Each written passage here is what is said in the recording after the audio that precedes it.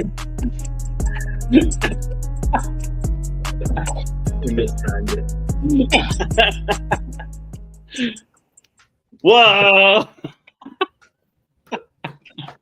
Hey everyone, welcome to the Fifth Quarter Fantasy Cast. We're a shit show without Peepaw. We're a mess.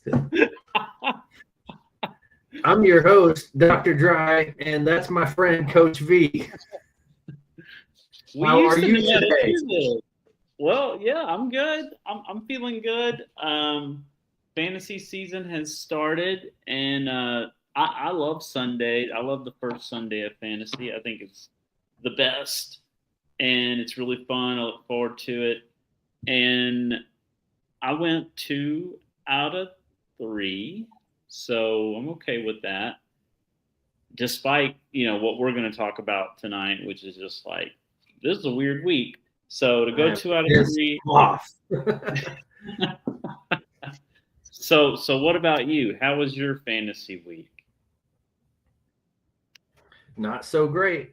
I went 5 and 5. I'm in 10 leagues, so I mean it's gonna happen. So as long as I don't go 4 and 6 or worse, I'm good. So anyway, shout out to Ben Hall, the greatest fantasy commissioner who ever lived. He has the most innovative ideas. You can learn a lot from him, and he is in attendance. Also, shout out to Bring Me the McChicken. That is one of the best dynasty players I've ever seen. Great at roster construction. Shout out. So thank you guys for joining us. We got a full house here tonight. 3 people in the chat. So so we're ready to go. But yeah, I went 5 and 5. Honestly, just really mad at everything. So lost some key matchups that I don't feel like I should have lost. And anyway, all part of coming in, just getting some hair on those nugs and moving forward with week 2. So that's where I'm at. Anyway, excited for the show tonight. Excited to be bringing in some of our awards, and instead of we're gonna kind of preface this a little bit different. Instead of previewing the games, because we kind of noticed it's the same thing every week when we do that. Like we have guys we like and guys we don't like, and it's pretty obvious. We're not telling you anything new. So we feel like we're more of a reactionary show and way more entertaining that way. So we're just going to pose some questions and have open discussion on those things from what happened in week 1. And I think that's going to make everything flow a lot better. So anything to add before we get into these awards? One thing is the doc's internet shitty for everyone, or is it just shitty for me? I'm not sure if you're. Oh no! I don't know. It might just be shitty for me, but are other people experiencing shitty video? If so, then maybe I'll take the reins and you can log out or log in, see if it fixes it. But maybe it's just my end. Like I'm just experiencing shittiness. Are you picking up on any shittiness on your side? A little bit of shit. So yeah, I've got horrible internet today. So this fucking sucks because we had such a good show planned. But let me leave and then come back and see if that works. So hold down the fort for me. All right, I'm holding down the fort. And so as a preview or a reminder for folks who haven't been with us for Yeah, I think he got it in a Happy Meal deal where they put like a disc of AOL in the Happy Meal, and don't shit, that doesn't work at all. So if anyone's old enough to remember when you bought internet on the shelf at Walmart, that was for real. You bought some internet on a disc and you put it in your computer, and then you had internet that you bought at the store. Then you had to go pick up, honey, can you go pick up some more internet? We ran out, which is a really weird thing that actually was a thing. So, yeah. But for people who haven't seen our awards before, we do weekly awards, and it basically goes through your shit list, people you're pissed off at, to the people who you're really happy with. And so we have 4 different awards. And we'll kind of go through them. The doc has made up some really great graphics tonight. Some new graphics for our awards, thanks AI. And so we have 4 different awards. And so the first award or the first award is all about like that player who disappointed you, and then the next award is for that player who like really effed up, and then the award after that is the player who was like a pleasant surprise, and then the final award is that player you're really happy and proud of. So we try to go from like angry, angrier, and then dig ourselves out of the pit until we're happy again.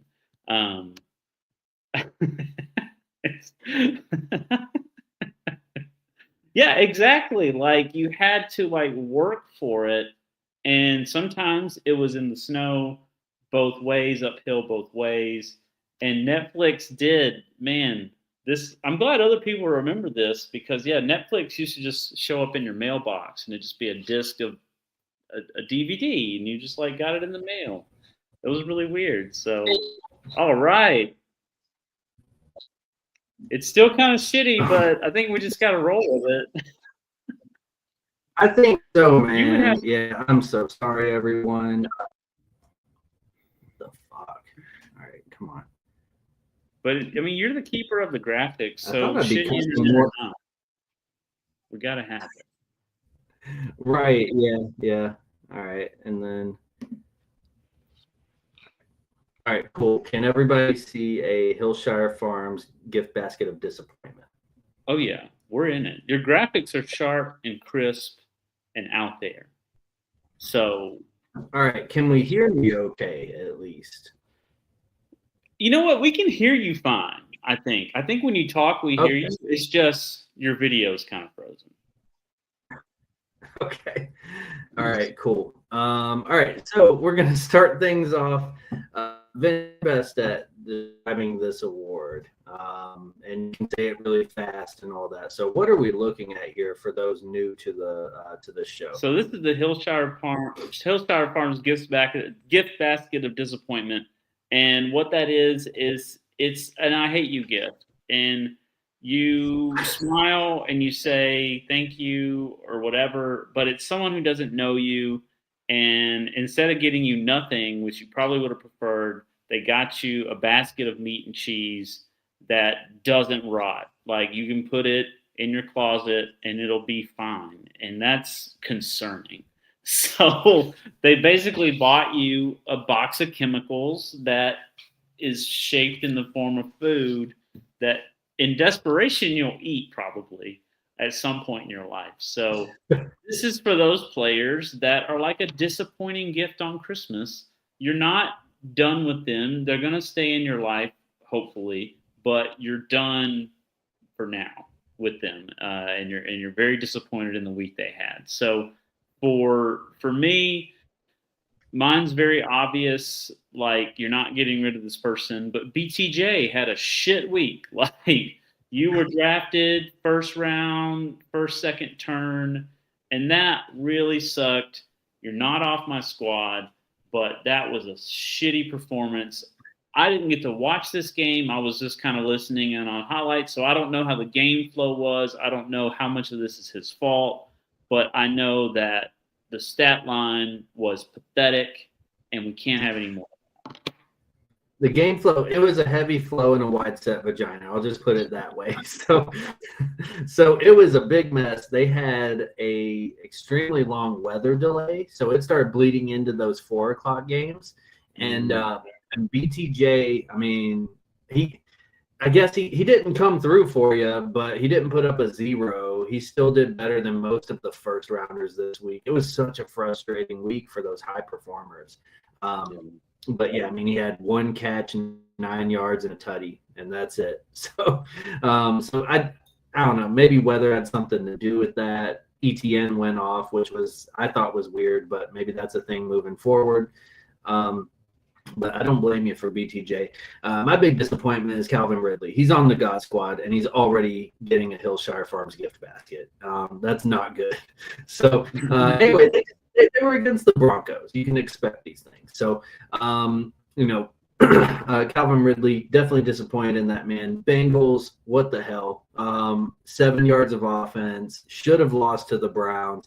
And I like it whenever a team doesn't come through for us in fantasy, whenever they lose because of it.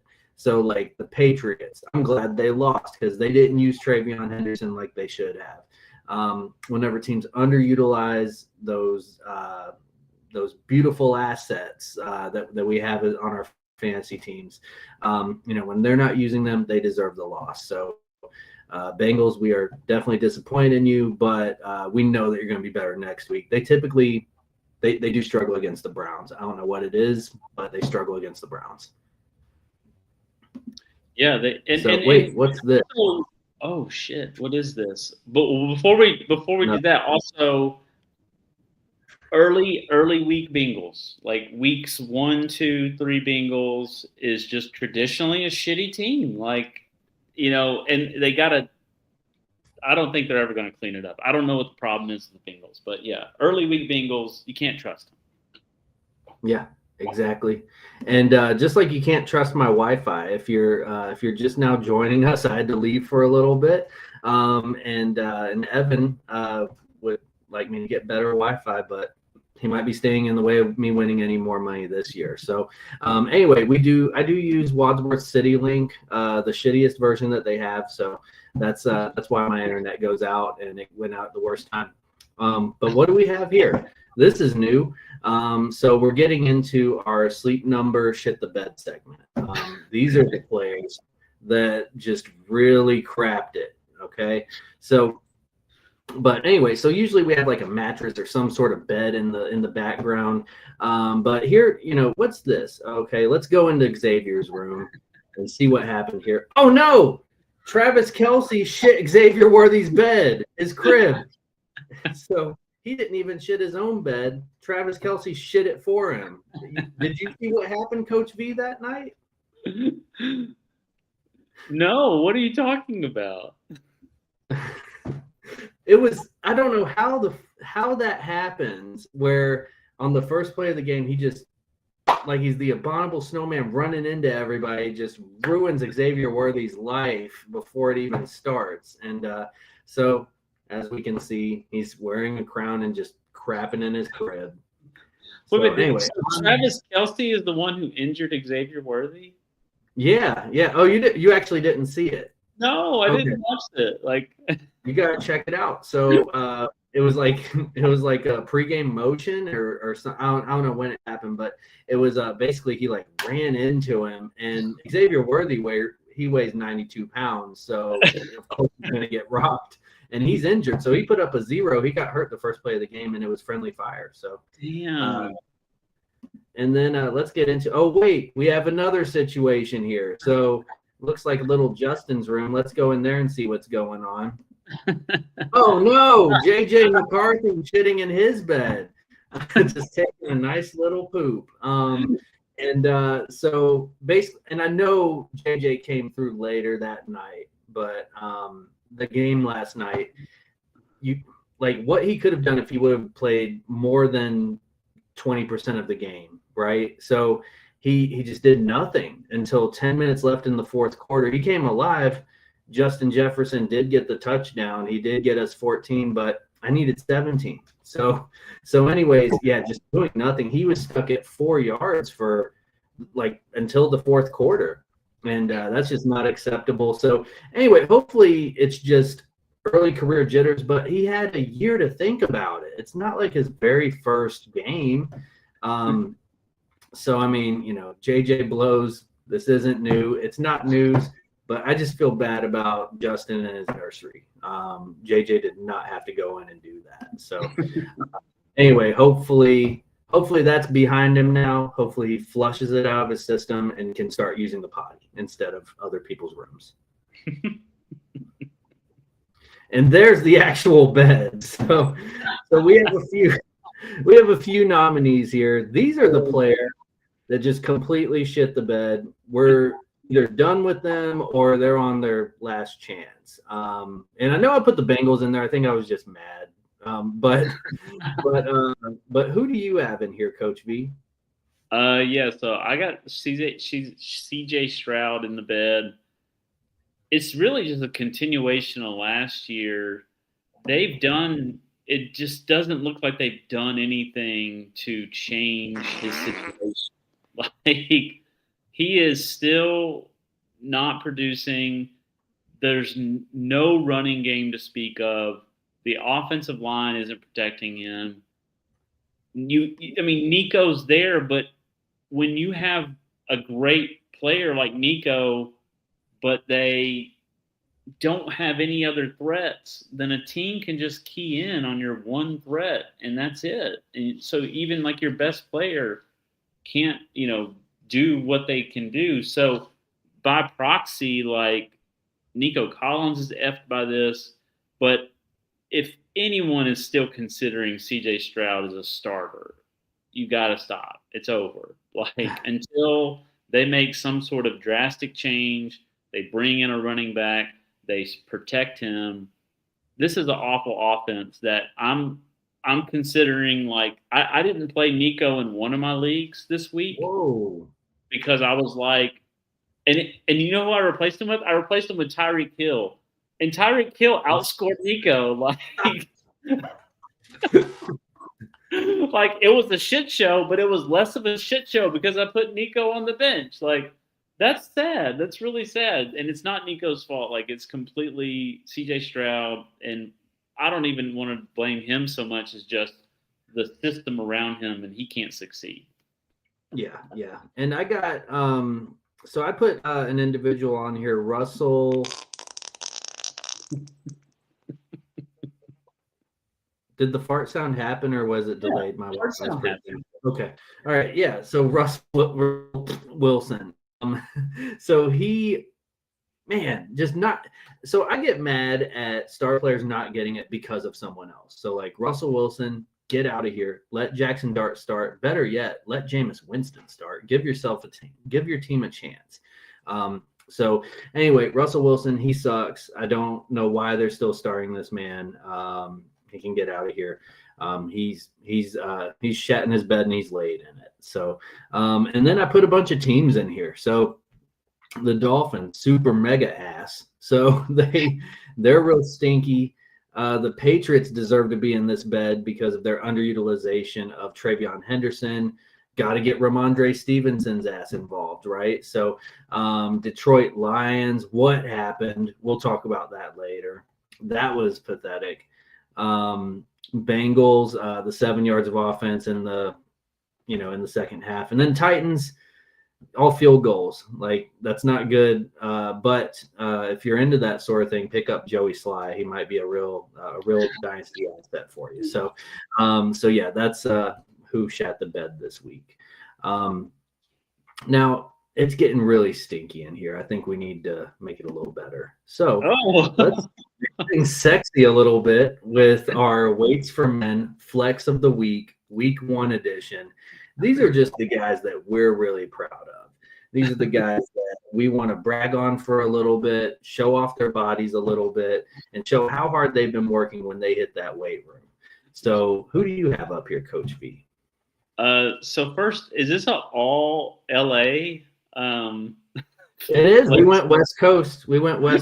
California Dreamboats for this one. So I have Kyron Williams, and not so much because he had a crazy impressive week 1, but just the effing consistency of it. Like this is what his 3rd year of being a relevant starter. And every year it's like, this is the year he breaks down. This is the year he gets into a 50-50 split. This is the year where it's not going to work. And he starts off with just a solid, you can really just count on him to get you 3 to 4 yards a carry. He's going to get somewhere between 14 to 18 carries a game. He's going to get close to 100 yards, 75 yards, and he's going to get a touchdown. And it's going to be like a 2-yard score. And it's just really nice to have him on your team. I don't have him on any of my teams. I'm just happy for those people that do, because you can just plug him in, play him, set it, forget it. You're good. And it's nice having that. It's like a King Henry situation now that he's with the Ravens, where you're like, yeah, just plug him in. It's going to be fine. Worst case scenario, he gets 12 points this week. Best case scenario, he ends up with like 20 points. And so, yeah, Kyron Williams, I wish I had you in some leagues. I had him that first year, which was really fun. But then he just got expensive to get a hold of, or people don't want to trade for him anymore because they like having that in their lineup. Yeah, that's like my guy Pikachu there. Rock on, baby. But yeah, I mean, it's it just gets so expensive, and it's like, no, I was on this guy before everybody else. Like you with Chase Brown, Kyron Williams, you have a knack for finding these running backs. I'm good at finding receivers, and I just realized something. I lost to you this week too. So you mentioned Derrick Henry, and we had like a good close game going, and you needed like a good night, and it was over in the first quarter. And I was like, well, thanks for not making me stay up too late. So, but I did win in the league that I did beat Ben in one league. I beat him in the league where I'm actually rebuilding. So that one, like, I just really didn't care to win, but still I can't even do that right. So I do have Pikachu here. Man, what a warrior. It's going to catch up to him one day, but like and let's paint a picture here. Week 1 sucked. Like so many people didn't come through, but Puka, did you see what happened to him where he was bleeding out his eye and stuff? No, I just heard he went out. I didn't see how he went out. It was crazy. So it looked like he was bleeding out of his eye. I think it was a cut above his eye, but it sounds cooler if I say he was bleeding out of his eye. So this dude lost his eyeball, and he went out for a little bit. He's bleeding, like they got in slow motion, like on the sideline and everything. And it's like, oh, he's for sure out. Like, and they went to go check him for a concussion. I'm like, oh, he's bleeding from his brain. Like, this isn't good. And then, just when they think he's out for the game, he comes and he's like, gotcha, bitch, I'm back in. So he gets back in, dominates. Like, and he went out early. It was like he only had 3 catches for 25 or something. Ended the game with like 10 for 130. He caught 10 out of 11. There was another time the refs took him out of the red zone because he was like, his bandage like came loose and he was bleeding everywhere. But what a warrior. In a week of shit, he came through and was electric like he always is. So thank you so much, Puka Nakua. We appreciate you. Welcome to Weights for Men Week 1. And then we have Herbert the Pervert. That is Peepaw's not with us today. He's okay. He's on vacation. But he's actually in Europe, I think. Being fancy, he's on the border of Germany and Austria at the moment. Oh wow, okay. And he's just having a good time.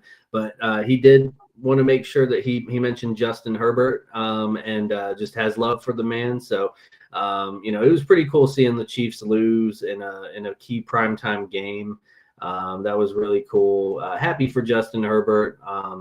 Kind of weird that Quentin Johnston's had a good week because he usually scores about 0 to 3 points. So I saw a meme like there's some like I'm sure kids in Brazil probably think that Quentin Johnston's the greatest football player that ever lived because that's all they've seen.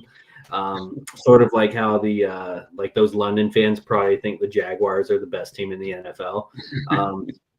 But because they do play well whenever they go over there too. But anyway, that's Weights for Men. And then we have that other guy who's just automatically in the picture. I don't even know who that is. It kind of looks like a chubby Jared Goff. Yeah. Well, that's Jared Goff, but he doesn't belong there. He probably belongs in that bed from earlier. Yeah. Yeah. And then we. Who is that guy? Oh no, I found it whenever I was looking up McNuggets and eating McNuggets, and this I don't know, I think it's a YouTube video, just the thumbnail. Isn't he great? Oh my god, that's so great. Yeah, I showed my wife and she liked it too. So I thought that was cool. I was like, hey, look what I'm working on. And she's like, that's great. And I was like, all right. So now we have the McDonald's 11th McNugget Award. This is basically that award where you don't expect these people, these players to perform highly every week. Maybe we're down on them for whatever reason. It was just a good surprise. You threw them into your lineup hoping for the best, and you got it. Sort of like whenever you buy a nice little 10-piece and there's that 11th McNugget in there. It's just a great surprise. So we have 5 extra McNuggets tonight. Coach V, who you got in here? So mine is Amika Egbuka. Egbuka.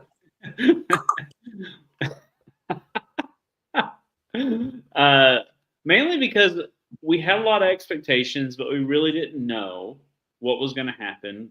First game as an NFL player, and it worked out. It was really nice. So fantasy is so much like speculate, and then like it doesn't happen. And this was like we all speculated. We all were like figuring that this could work out, and then it like actually worked out. So that was a really cool first game. And going back to God Squad, I put him on my God Squad because I said he has a window. He has like a 4 to 6 week window whenever Godwin comes off of the pup list. And it's what he does in this window is going to determine what happens on the other side. And he has gotten off to a terrific start. And I don't believe I have him anywhere, but very happy that he got off to a great start. And you could imagine if Godwin gets back to some level of relevancy, you got Mike Evans, you got Rashad, you got Bucky, you got Cotton, and now you got this guy. I mean, this could be and it's not like a Chiefs situation where you can't figure out who's going to get points. I think with Baker back there, everyone's getting points. Like it's just going to be really fun, and that's going to be nice. That's more receivers to spread across the league, more people getting points consistently, and so yeah, I'm really hoping for not only his ascendance, but other people get healthy, and then Baker can start throwing for like 5-6 touchdowns a game, and just spread that love to all the different receivers. Yep, let's get this money, baby. Fake money.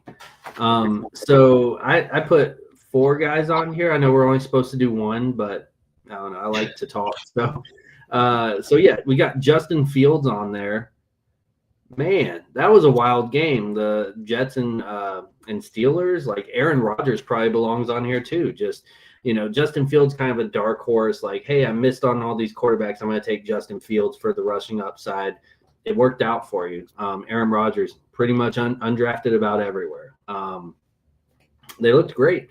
So anyway, Fields looks rejuvenated in New York, which feels very weird to say, but it worked out. I do like seeing him and Garrett Wilson together. Breece Hall and Braylon Allen, they look like they could be a really good 1-2 punch. Enjoyed seeing that. So the Jets definitely look different. Hollywood Brown, 10 for 99. And it feels fluky, but like he's not a bad player. And I think it makes sense to possibly even start him in a flex somewhere this week because he got volume. That's the thing, getting the volume. You want that Chiefs volume pass catcher. While Rashee Rice is out, he might have himself a little window here. He's never finished a season before, but kind of take advantage of it while you can. Maybe even sell high on Hollywood Brown after a few weeks. Zay Flowers, wasn't seeing that happening either, but he went crazy. He had like 130 something yards or something like that the other night. And then from the same game, Keon Coleman caught 2 touchdowns. I'm not buying Keon Coleman long term. I think that's a terrible idea. I don't think he's a good receiver. But he had a good game, and he's someone who usually comes up very small for you. So definitely a great surprise if you had him in your lineup, sort of like that 11th McNugget from McDonald's in a 10-piece. Hell yeah. Yeah. Actually, that made me think of some tasty condiments that you might put on. I mean, someone might put this condiment on their mayonnaise.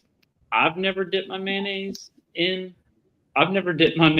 in mayonnaise. I kind of blew my load there. So, anyways,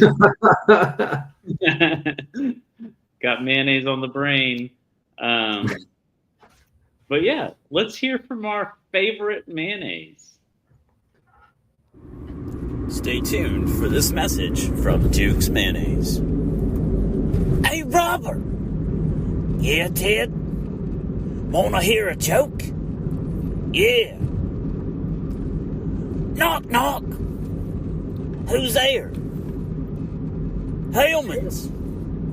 Hellman's who? Hell, man, if it ain't Duke's, I don't want it.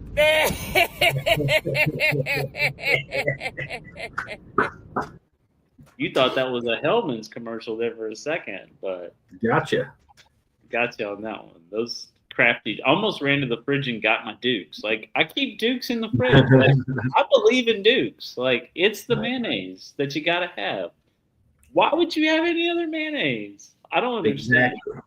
And if you've been working hard in the garage or something like that, and you know you maybe need to take it a little easy, but you still want your Duke's mayonnaise, we got the commercial for you. Stay tuned for this special message from Duke's Mayonnaise. Hey, Robert. Yeah, Ted? Yeah. What you doing?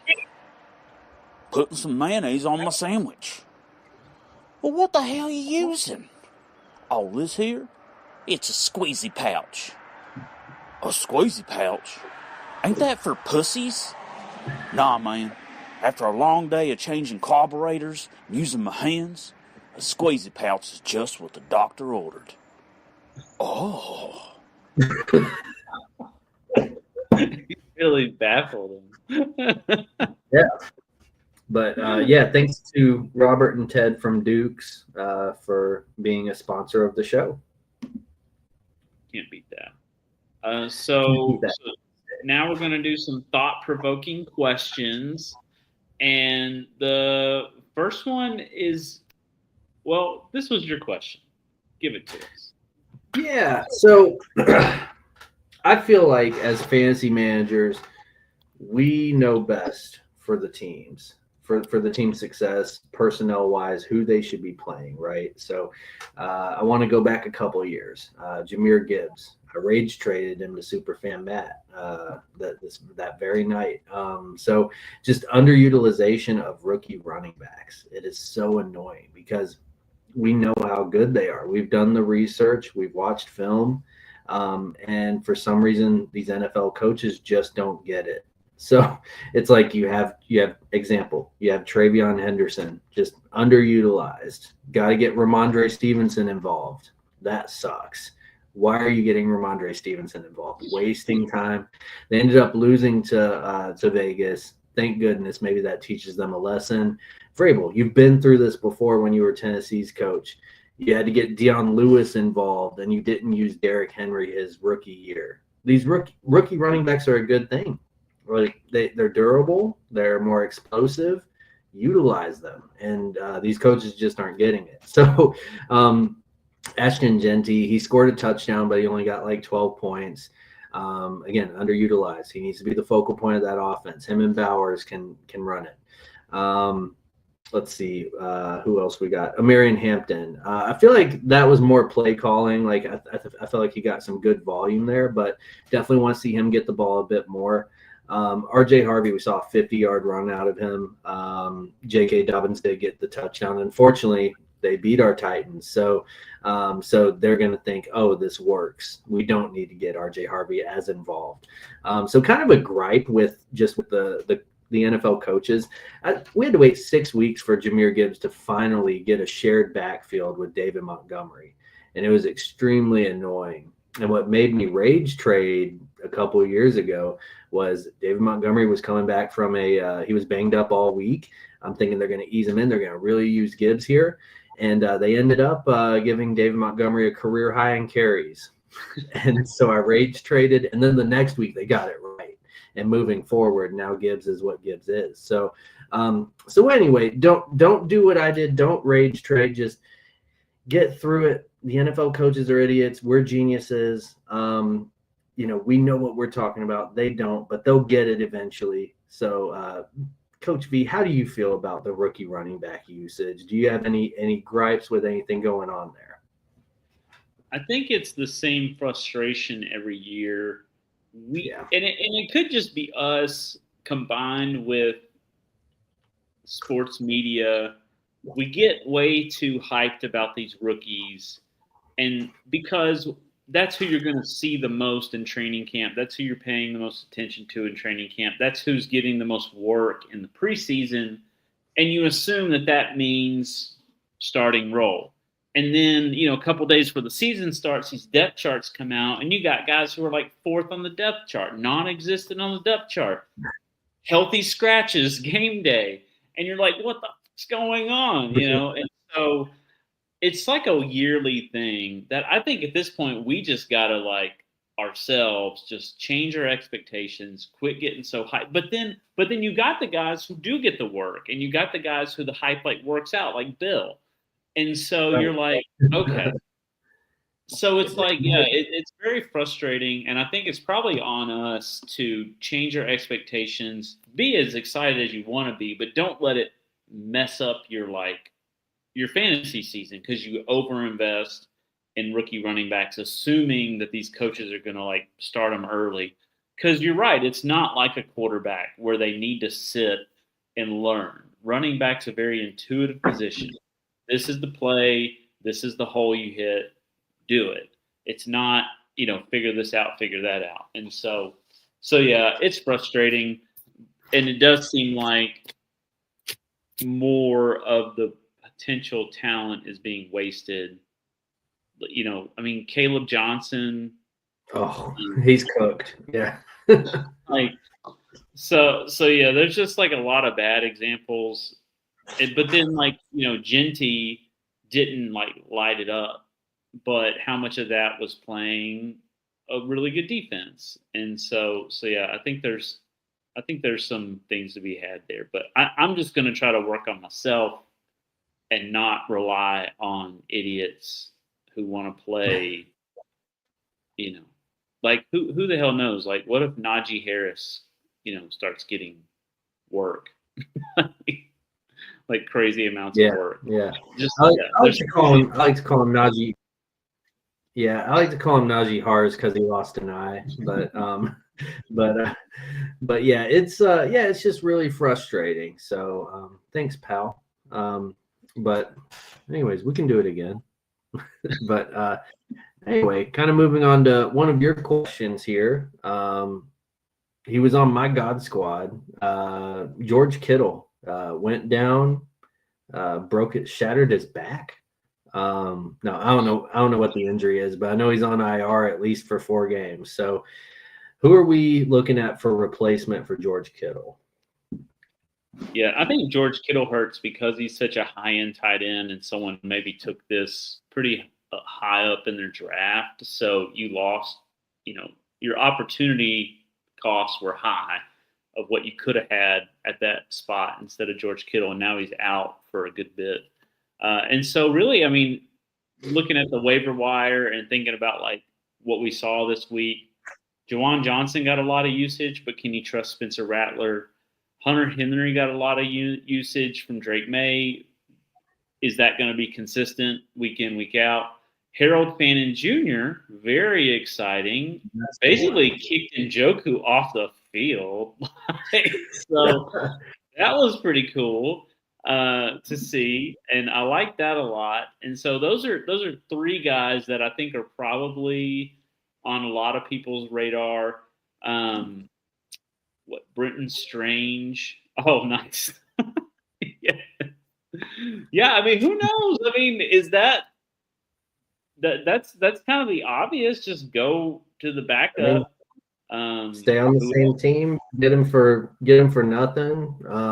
He did have his first career, I think, 3 catches or more. But Evan's a 49ers fan, so he would know all about Tongus. Yeah. I don't know that guy's talent. I just know he caught the game-winning touchdown or whatever, and he's the next man up. But also the 49ers are known to, it's not all about your talent. It's can you be true to the system? And if you're true to the system in San Francisco, anyone can be good. So it could be just next man up, play the play as it's designed, and we'll make sure you get a lot of fantasy points. So that's a good point to make. Yeah, you're not going to get George Kittle expectation, production, all that. I think a few other guys you can look at. Zach Ertz. He's not going to get that high end volume, but Jaden Daniels feels comfortable with him. You could go with Donkey Teeth, Dallas Goedert, which he had like 7 catches for 44, so like he had some volume there. Trying to think anybody. Oh, you know who might be good? Michael Mayer. Michael Mayer might be a good sneaky pickup because Brock Bowers is hurt. Who knows if he goes this week? Hopefully Brock Bowers is okay. He is questionable, but that might be a good sneaky ad. But yeah, a few guys that you can add and get through it. Tight end really is a dice roll, so very hard to find good help these days. Yeah, and you're looking for 8 points. If you got 8 points, you're looking for 8 points. If you get 8 points, you're top 10. So yeah. Let's see. Now, high end underperformers. We saw a shit ton of this. If you were a first round receiver, you probably didn't come through. Let's just go through it. So Jamar Chase, 3-4 points? Mm-hmm. Justin Jefferson did get the touchdown, saved his day. He had 14, but still you expect more. But that's more on his quarterback.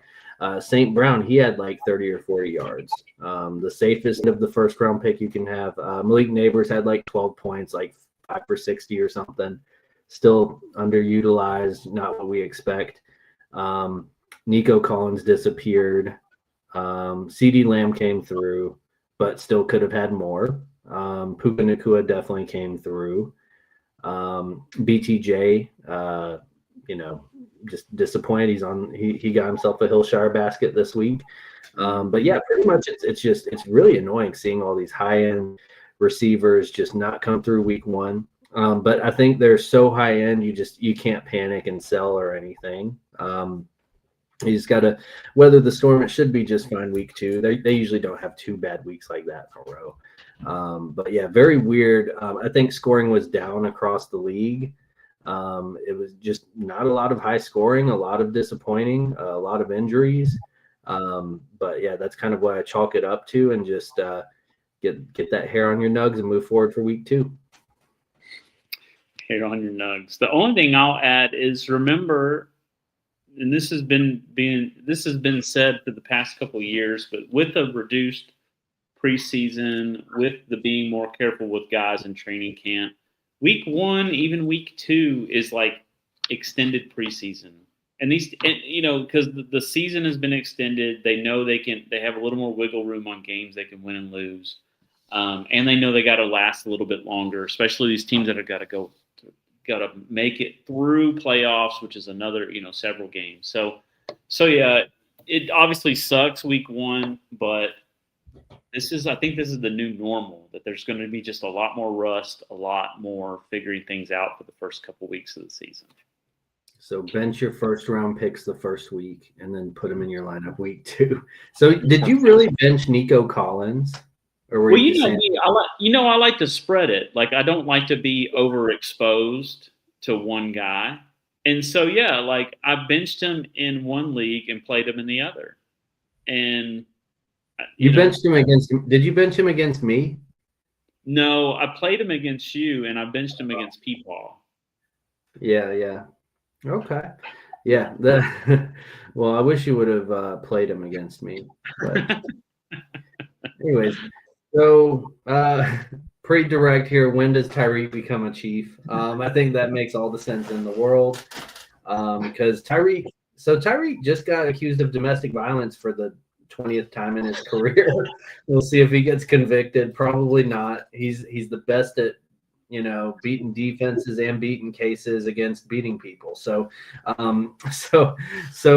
Tyreek, when does he become a Chief? I would think probably in the next week or 2. It feels like something hot that needs to happen right now that should be gaining traction. The Chiefs always get their players, and the Dolphins are a dumpster fire. Like, he wants out. He already kind of hinted toward it, but after getting your ass beat by the Colts, like, yeah, I would want out too. So, when do you think he becomes a Chief, or do you think he maybe goes somewhere else? I think it's one of those things where it's like everyone's saying he's going to be a Chief, so that makes me think he's not going to be a Chief. Like it's like a zigzag situation. Yeah, I think if he joins if he finally doesn't if he doesn't slip out of this one, the Chiefs will definitely sign him. Just or the Browns. Yeah, I'll say that if the Chiefs lose week 2, he's a Chief by week 3. If the Chiefs struggle week 2, then he's a Chief before week 5. But I think it's going to be quick because the Dolphins devolved in the first quarter. Like that sideline became pandemonium quickly. Yeah. That team has no resolve. They have no tolerance for any bullshit. And they're not coming together to do it for coach and win. Like they all want to leave or they want a new coach. They just want to like burn the whole thing down. The team does. You can just tell about how they were acting. Hate they think Mike McDaniel sucks. So Chiefs play the Eagles week 2. So yeah, he'll be there before week 3. Yeah. So Tyreek owners, and I'm a new Tyreek owner, thanks to Doc. Traded him to you. Yeah. Hold tight. He's out of there, and once he's out, hopefully he stays healthy and good stuff can happen. And if it's the Chiefs, good stuff's going to happen fast because, I mean, they know how to use him there. Hell yeah. So next, let's see. All right. Is the Lions ass? I don't think. I think I need to see them be ass a couple weeks in a row to call them that. But honestly, I think it spoke more to the Packers defense. I think Micah Parsons definitely had a big, or as Jerry Jones would say, Michael Parsons had a bigger impact than I thought he would have. They just made the Lions look awful. They sucked. So yeah, I mean, I don't think the Lions are ass. I think they just had a rough away game. One thing that was encouraging was Jahmyr Gibbs' 15-point floor. So definitely a floor game. He didn't really get anything going, but he got a lot of garbage dump offs. So yeah, I mean, I don't see this holding up. I still think that the JMO breakout's going to happen. I still think that St. Brown's going to be super consistent. I think they just ran to a buzzsaw week 1 and got hit and couldn't get back up. Yeah, Jared Goff outside, which I'm really tired of this, man. Like, did you play football outside? Like, I don't get it. Like, did you have a dome in high school? Like, I don't understand. Like, football's played outside. Did you and your friends in the backyard go to your more than a common butt cheese boy outside? So I'm tired of this, but God, it's so true. Like, because I almost benched him in one of the leagues. I was like, he's going to be outside, and they have Micah Parsons. I'm really scared. So I think when you take Jared Goff and you put him up against like a top flight pass rusher, and you put him outside, you might as well just bench him. Like, because I don't think it's going to work. Like, you can almost count on it. You can almost bet on it if you're a betting person. So, yeah, you have to, like, I don't know, figure that out. But I don't think they're ass, but it is concerning because that was the first game with the new offensive coordinator. So, yeah. We are all wondering, is this what the new offense looks like? But I just don't think it would devolve that fast. Yeah. Especially with the same head coach. I just don't think it would fall apart like that. But what we need is we need Peepaw here because Peepaw's our resident Lions fan who probably has watched the game multiple times, like checked out all the angles on the camera feed, he gets it. And I don't think we've analyzed it like that. So I'm just going gut. They're not ass. Let's let them have an ass indoor game. If they have an ass indoor game, now I'm freaking out. Yeah, because they could be. The thing is, if they become ass, then they can become shit, and that would really suck. So, but anyway, you had mentioned, Jared Goff not being good outdoors. How do you think he would do in the BYL? Oh, I mean, the BYL was exclusively outdoors. It was exclusively rough and tough. People got injured really bad in the BYL. People broke bones. People had concussions back before we diagnosed concussions.